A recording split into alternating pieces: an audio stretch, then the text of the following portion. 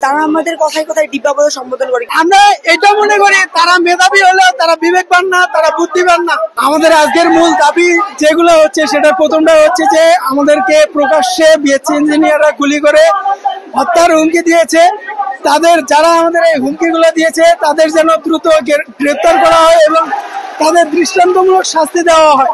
এবং দ্বিতীয় যে দাবিটা হচ্ছে, সেটা হচ্ছে বিএসসি ইঞ্জিনিয়ারদের দাবির প্রেক্ষিতে এবং আমাদের 7 দফা দাবির প্রেক্ষিতে যে কমিটি গঠন করা হয়, তারপরে যে ওয়ার্কিং কমিটিগুলো গঠন করা হয়, সেগুলোর মধ্যে দেখা যায় অসমতা বিরাজমান। আমরা এই কমিটিগুলো বর্জন করলাম। এরপর আমাদের তৃতীয় যে দাবিটা হচ্ছে, সেটা হচ্ছে আমাদের পূর্বে 6 দফা আন্দোলন হয়েছিল, আপনারা জানেন, কিন্তু সেটা রূপরেখা প্রণয়ন হলে এখনো সেটা সম্পূর্ণ বাস্তবায়ন হয়নি। আমরা সেটার দ্রুত বাস্তবায়ন চাচ্ছি এবং বিএসসি ইঞ্জিনিয়ার এবং ডিপ্লোমা ইঞ্জিনিয়ারদের মাঝে যে বিভেদ, প্রকৌশল খাতে যে বিভেদ সৃষ্টি হচ্ছে, এটা সুস্পষ্ট সমাধানের জন্য আমরা ওয়ান চ্যানেল শিক্ষা ব্যবস্থার দাবি জানাচ্ছি।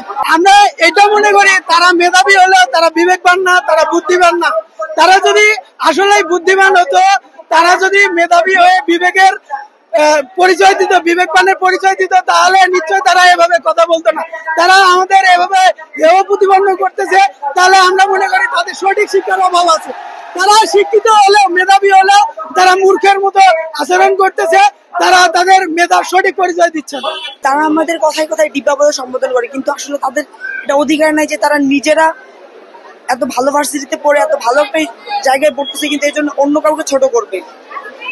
আর এখানে ডিব্বা বলতে তারা বুঝিয়েছে যে আমাদের মেধা কম, আমরা এখানে যারা এসএসসি ফেল করছি তারা এখানে আসছে, কিন্তু অনেকেই হচ্ছে আমরা এখানে অবশ্যই গোল্ডেন A+ পেয়ে অনেক ভালো ভালো স্টুডেন্টরা এখানে এসে ভর্তি হয়েছে। তারা আমাদের অসম্মান করতেছে এবং অনেক ছোট করে দেখছে এবং আমাদের কর্মক্ষেত্রে আমাদের কোনো গুরুত্ব দিচ্ছে না।